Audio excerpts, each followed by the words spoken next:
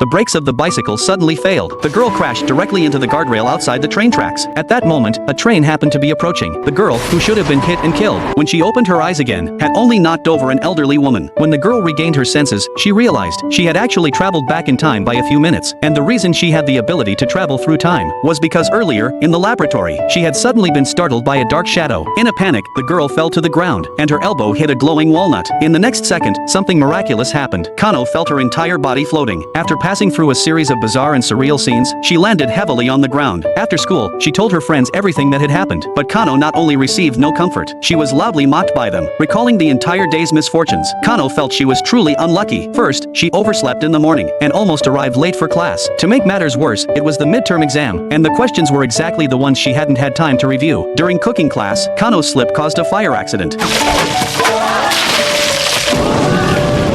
Even while walking after class, she was knocked down by classmates playing around. What's even more unbelievable is that, while running an errand for her mother to deliver something to her aunt at the museum, the brakes of her bicycle suddenly broke because she was going too fast. Even braking with her feet didn't work. As a result, she and her bicycle crashed into the guardrail, and she was thrown off. Just as Kano was about to collide with the oncoming train, time suddenly began to reverse. In an instant, she was back before the train passed. Although the accident still happened, fortunately, Kano wasn't injured. Terrified, she went to the museum and told her aunt everything that had just happened. Her well-informed aunt immediately recognized this as the legendary phenomenon of time travel. After hearing her aunt's explanation, Kano began to ponder the trick to traveling through time after returning home. First, she jumped from her bed, then fell heavily to the ground. But time travel wasn't triggered. Kano thought the fall might not be from a high enough distance, so she decisively climbed onto the windowsill, ready to jump. But this was just noticed by her younger sister, who thought her sister wanted to jump from the building in despair. Experimenting at home didn't seem reliable, so Kano went alone to the wilderness. First, she climbed to the highest point, then rushed down at full speed. Using the momentum from the descent, Kano leaped into the air. In an instant, time began to slow down. When she opened her eyes again, she was astonished to find herself in a fantastical space.